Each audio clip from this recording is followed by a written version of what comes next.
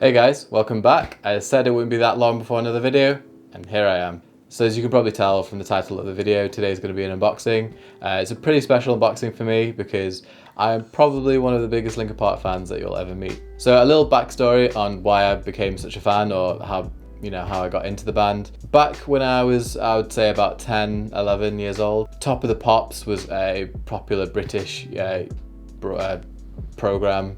I don't know why I struggled to get that out. And basically it was like a live TV show where they would play like the bands on like the top 40, and there would always be like at the end, the number one in the UK would play last. And it was just something that was kind of, everyone grew up on. It was quite a big show at the time. And I remember at the time, like I was just really into the song Crawling. I had no idea who sung it. I just really liked the singer, like the raspiness of the chorus and like the strong chorus just really gripped me.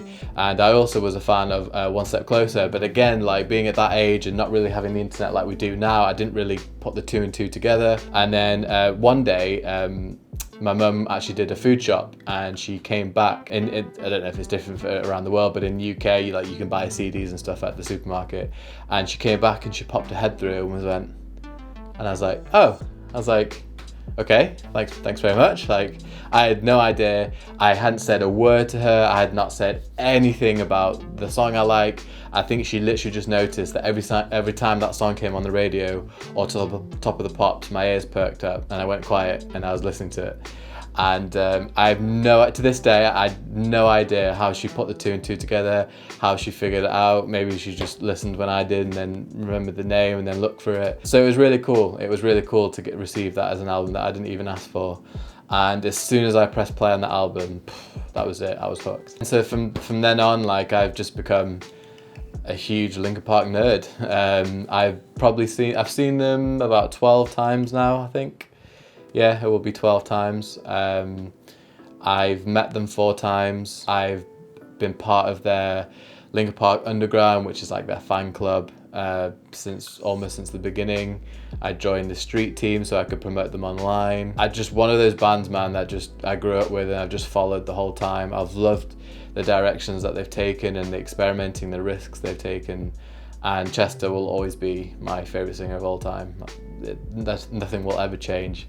What that man could do was unreal. But today, like I said, we have got the unboxing.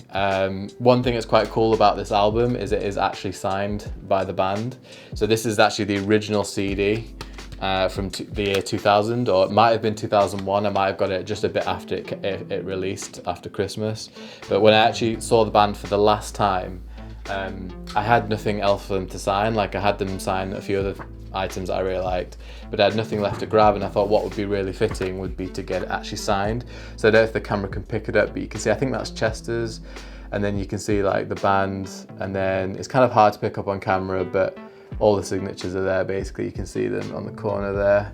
So yeah, so this is like quite a really special album for me. So obviously, as you can probably tell, being part of the Linkin Park Underground and being part of the street team, most of the stuff that is on the anniversary I've already heard. I already own the DVD that's part of it, but there is a few extra stuff on there, and I was kind of debating whether to get it, but it kind of felt really fitting that I should get it. And I was such a big fan that I remember on the last day of school in my French class, one kid came up to me and said, "I'll always remember you as the Linkin Park dude." And ironically, that guy then went on to become the drummer for the 1975. So, small world, eh? Anyway, so I've got the album here. It is hefty as you can see. It is a big, nice box. Got a really nice texture on it. But yeah, it's a proper weight, and you definitely get your value's worth. I'd say for anyone that's like, a hardcore fan like myself, the stuff inside you've most likely heard. But the good thing about this is a lot of the stuff is stuff that is either been they don't really make anymore, or it's stuff that is really old and they've actually remastered it and obviously improved the sound quality. So songs like She Couldn't, for example, I remember hearing that back in about 2009, and it was kind of like a leaked track that was kind of ripped off something. So the audio quality was really quite poor, but now it feels like it's actually, a proper studio release of that demo, so that's really cool. There is a DVD as well in there, which is the sequel to the Frat Party Pancake Festival DVD, and I loved that DVD growing up, so the fact that I've actually potentially got a little bit of a sequel to it is really cool. And one of my favorite things is there's actually a coffee book, and listening to some of the band members, they actually went back to their childhood homes and spoke to the parents and kind of looked for any stuff that their parents might have kept out, in storage, and kind of put it in this book. So it's really, really cool, but we'll go through it anyway. So like I just mentioned, this is the beginning of it.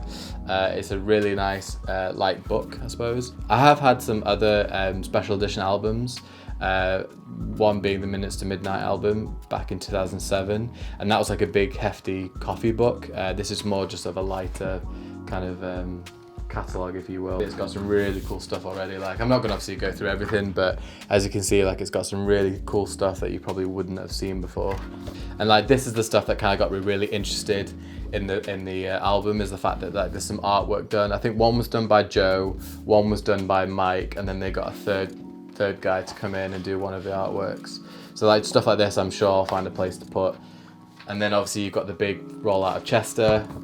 This is kind of like his iconic tattoos at the time, and like, I swear every kid secretly wanted flame wrist tattoos after they saw Chester. It was just one of those iconic singers that had those kind of things. So as you can see, there's Chester.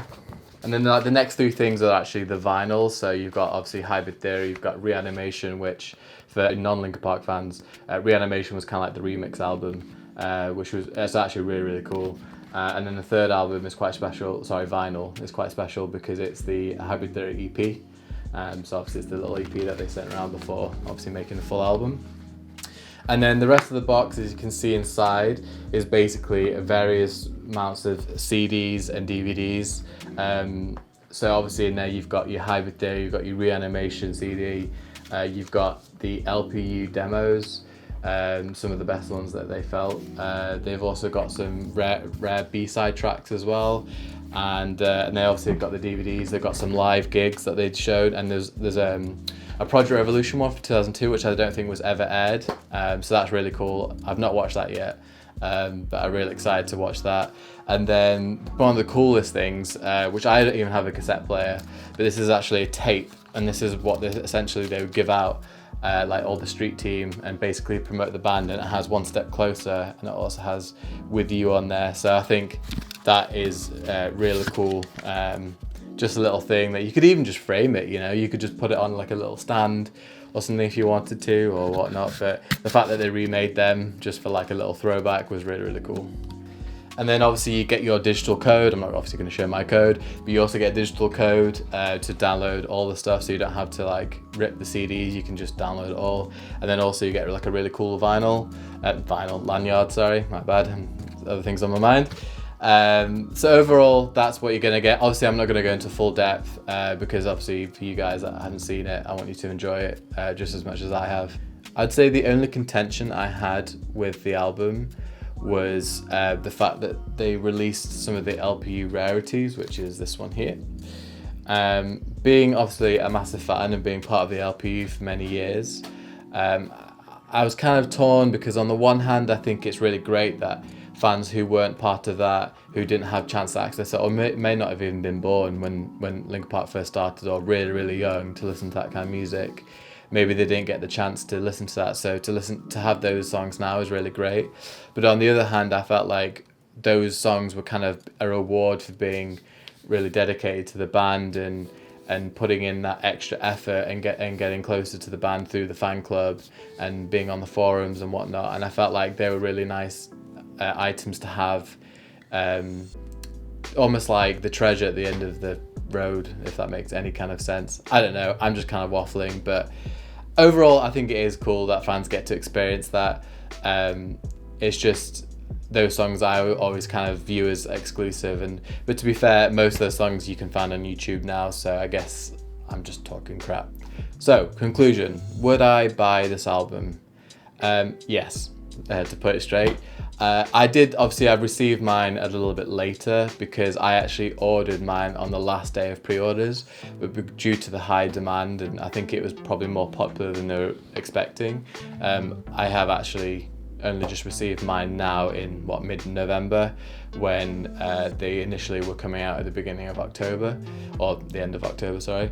So the reason why I was kind of late to pre-order was basically because obviously majority of it I have already heard, but just seeing all the love and attention that's gone into the album, and seeing even there's extra stuff that I haven't even experienced before, overall I am really pleased that I did get the album. This is obviously the max version, and this was £154, which is a lot, but there are obviously smaller bundles, and I'll put the link below of all the different versions of the album. But overall, I think it's a really great gift. If you know anyone that's a Linkin Park fan, or anyone that used to be a fan that kind of lost touch with them, and it's a really great way to like reunite with that era of that kind of music and whatnot. So, but yeah, this has been my first ever unboxing. Like I said, I hope you enjoy it, and yeah, feel free to join me in the next video. Hopefully see you soon. Bye.